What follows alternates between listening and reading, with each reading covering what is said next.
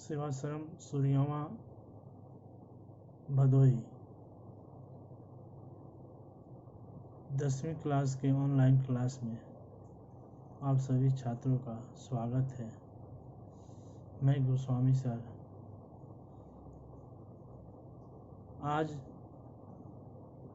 भी भूगोल का पुस्तक समकालीन भारत शीर्षक से आती है। उसका पहला चैप्टर संसाधन एवं विकास पिछले दिनों से चर्चा कर रहे हैं। आज संसाधन एवं विकास चैप्टर के अंतर्गत अगला प्रकरण भूमि लैंड पर चर्चा हम लोग करेंगे। भूमि भी एक संसाधन है जिसका प्रयोग मानव अपने हितों के लिए करता है, उससे सारी आवश्यकताओं की पूर्ति करता है। आधारभूत संसाधन भूमि को ही कहा जाता है। तो भूमि एक प्राकृतिक संसाधन है जिस पर मानव जीवन सभी आर्थिक क्रियाएं संपादित करता है। लेकिन भूमि सीमित संसाधन है। भूमि का उपयोग बड़ी सावधानी पूर्वक और योजनाबद्ध तरीके से किया जाना चाहिए। भारत का भौगोलिक क्षेत्र में जैसे भूमि को 3 भागों में विभाजित करते हैं, मैदान, पठार, पर्वत। तो उस दृष्टि से देखते हैं कि भारत की भूमि इन तीनों में कितना प्रतिशत हिस्से पड़ता है। तो मैदान के अंतर्गत 43% भारत की संपूर्ण भूमि का जो क्षेत्रफल है वो पड़ता है, जो कृषि और उद्योग के विकास में सहायक है। दूसरा आता है पठार, जो मैदान से थोड़ा ऊंची होती है। मैदान से ऊंची भूमि को पठार कहते हैं, जो 27% भू क्षेत्र पर आता है, जिसमें खनिजों और जीवाश्म ईंधन और वनों का भरपूर भंडार है। छोटानागपुर के पठार के अंतर्गत ही जो भारत के मध्य का भौगोलिक विभाजन होता है, छोटानागपुर के पठार, जिसमें झारखंड आता है, छत्तीसगढ़ आता है, उड़ीसा आता है, मध्य प्रदेश का कुछ भाग आता है। तो ये सब खनिज संसाधनों से भरपूर है, पठारी क्षेत्र जो है। तीसरा क्षेत्र है भूमि विभाजन का पर्वत।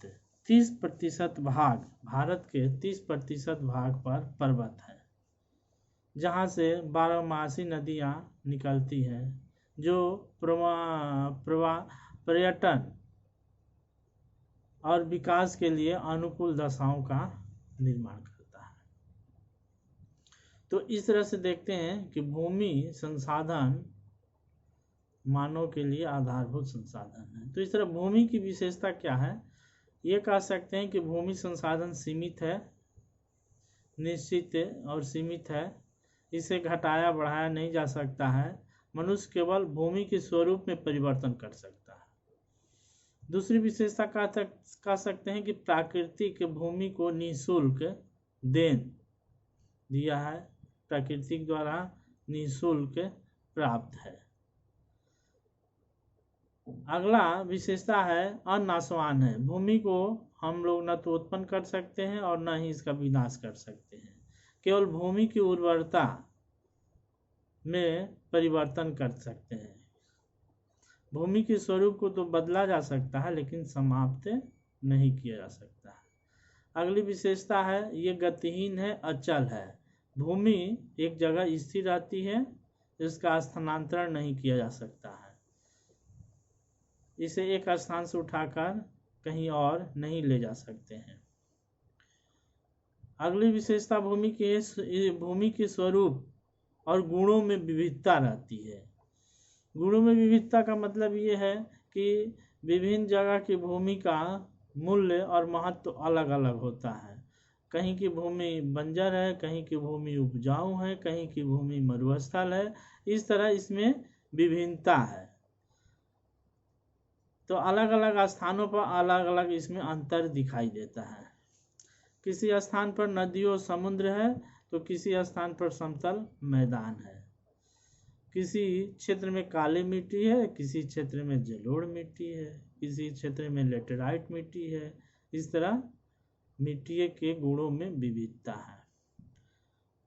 अगली विशेषता कह सकते हैं कि भूमि बहुउपयोगी है। इसकी उपयोगिता अनेक प्रकार से की जा सकती है। जैसे जिस भूमि पर आज हम गेहूं बो रहे हैं, कल उस पर सब्जी भी बो सकते हैं। उसी भूमि पर उद्योग भी लगा सकते हैं। उसी भूमि पर मकान भी बना सकते हैं, बागीचा भी लगा सकते हैं, वृक्षारोपण भी कर सकते हैं। इस तरह हम देखते हैं कि भूमि की उपयोगिता विभिन्न तरह से किया जा सकता है उपयोग। तो परीक्षा की दृष्टि से भी ये भूमि बहुत इम्पोर्टेंट है। बहुत सारा प्रश्न इससे आता है।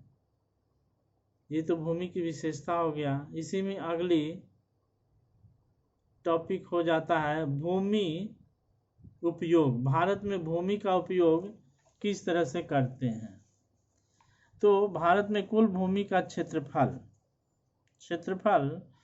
जैसे 32,87,263 हेक्टेयर है कुल भूमि, जिनमें 92% भूमि का उपयोग हम लोग करते हैं। भूमि के उपयोग इतिहास से आकलन करते हैं तो 8,000 साल पहले यहाँ पर प्राचीन काल में भूमि का उपयोग 14,000 हेक्टेयर पर ही कृषि कार्य किया जाता था। 14,000 हेक्टेयर। लेकिन वर्तमान समय में आज देखते हैं 1,86,420 हेक्टेयर तक कृषि उपयोग में इसका उपयोग पहुंच गया है। अर्थात 57% भूमि पर लगभग कृषि योग्य कार्य किया जाता है। और एक दृष्टि से ये भी देखते हैं कि भारत विश्व में सबसे अधिक कृषि योग्य भूमि पाया जाता है। विश्व का सर्वाधिक कृषि योग्य भूमि का उदाहरण है भारत, ठीक ना। और ये तो कृषि योग्य भूमि हो गया 57%। दूसरा वन भूमि भी पर्यावरण के लिए आवश्यक है। वन भूमि, लेकिन भारत में वन भूमि का लगातार कमी हो रहा है। वर्तमान समय में एक प्रश्न 1 नंबर का आता है कि भारत के क्षेत्रफल पर कितने प्रतिशत वन है, तो वो 21% है, कमी हो रही है। लेकिन राष्ट्रीय स्तर पर वन 33% होना चाहिए पर्यावरण की दृष्टि से, जो कम है।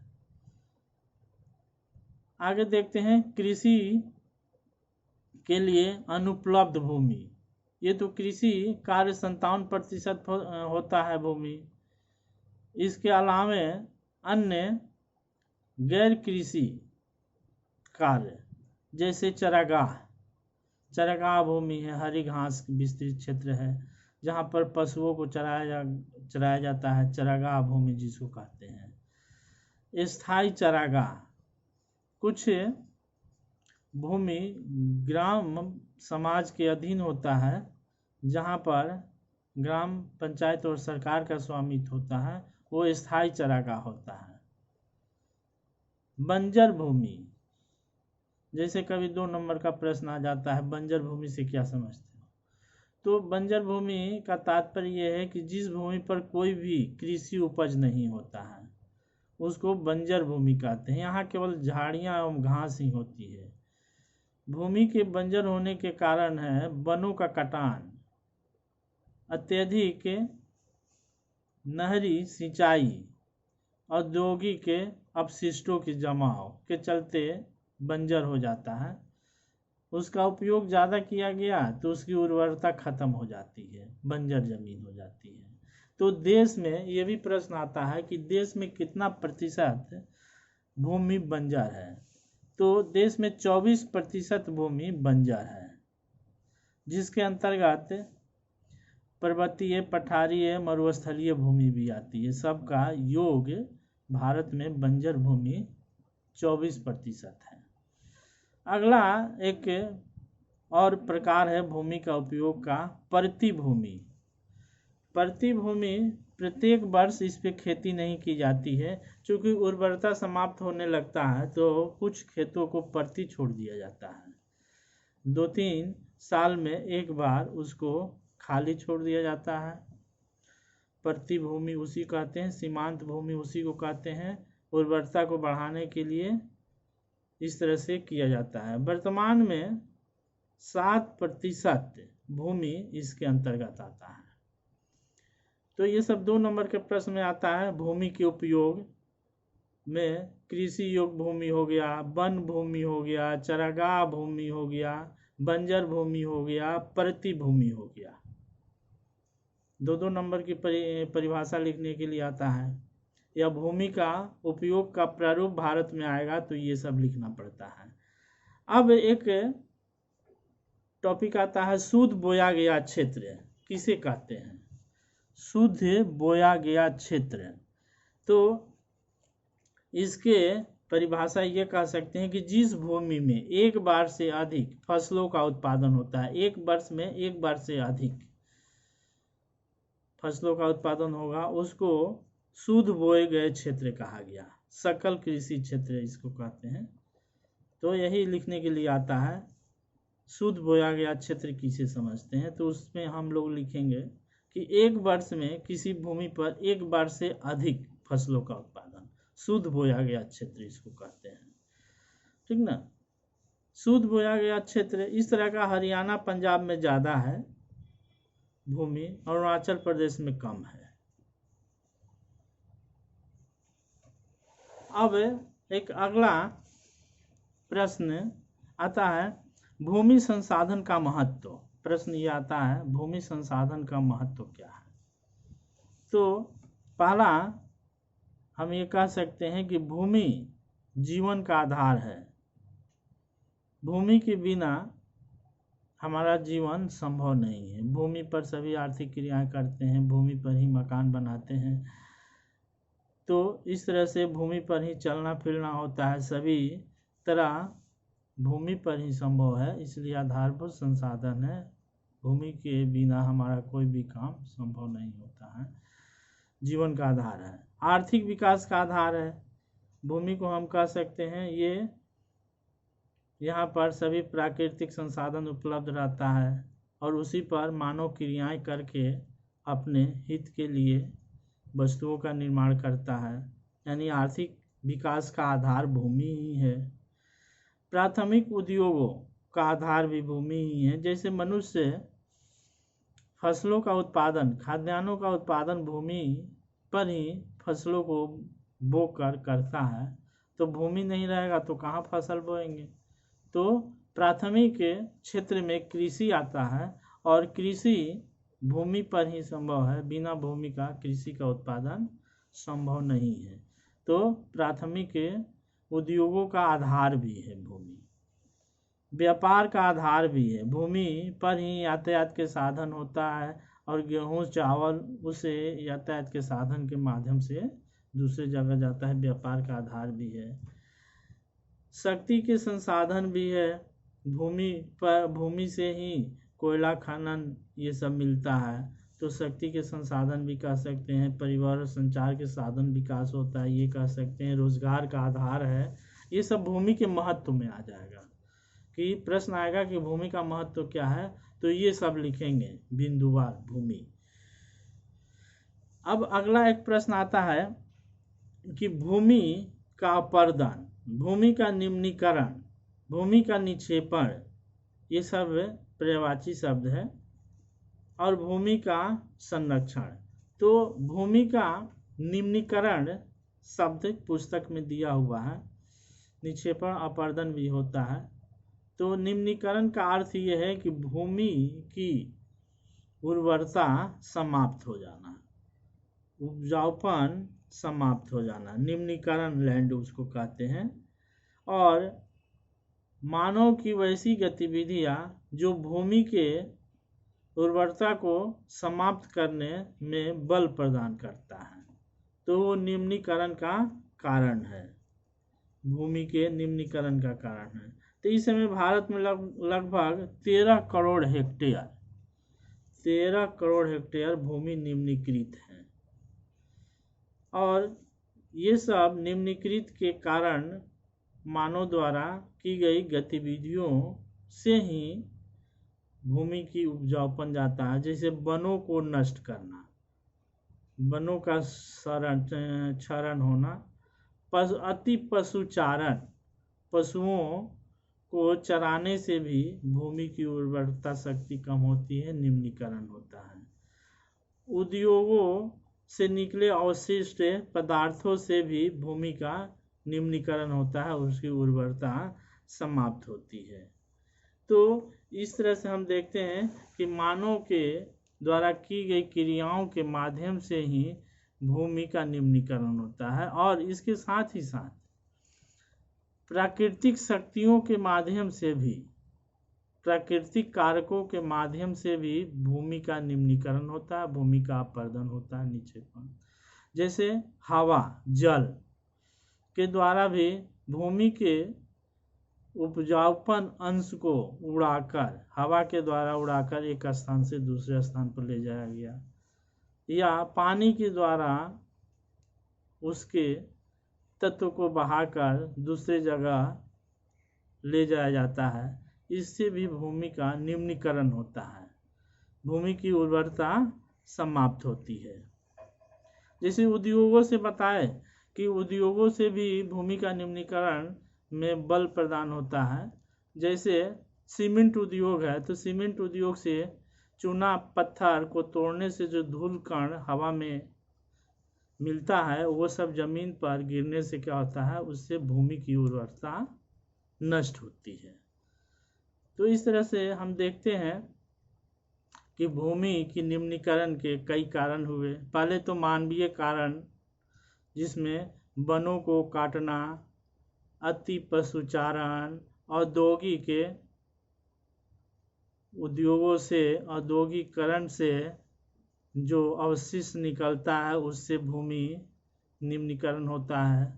ये तो मानवीय कारकों के द्वारा। फिर प्राकृतिक कारकों के द्वारा भूमि का निम्नीकरण होता है, जैसे हवा, पानी के द्वारा भूमि के पौष्टिक तत्वों को उड़ाकर या बहाकर दूसरे जगह ले जाते हैं।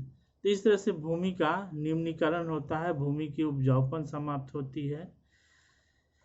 तो इसको समाप्त करने के लिए, यानी भूमि के संरक्षण भी करना आवश्यक होता है। संरक्षण कैसे करेंगे भूमि का? पहले वन रोपण, इसीलिए सरकार के द्वारा भूमि वृक्षारोपण पर बल दिया जाता है, चारागाहों का उचित प्रबंधन किया जाता है, और कांटेदार वृक्षों को लगाकर हवाओं के द्वारा मिट्टी एक स्थान से उड़कर दूसरे स्थान पर न जाए, इसलिए कटीली झाड़ियां लगाकर स्थिर करने की प्रक्रिया की जाती है। भूमि के कटाव को रोका जाता है, मेड़ बनाकर बंजर भूमि का उचित प्रबंधन किया जाता है।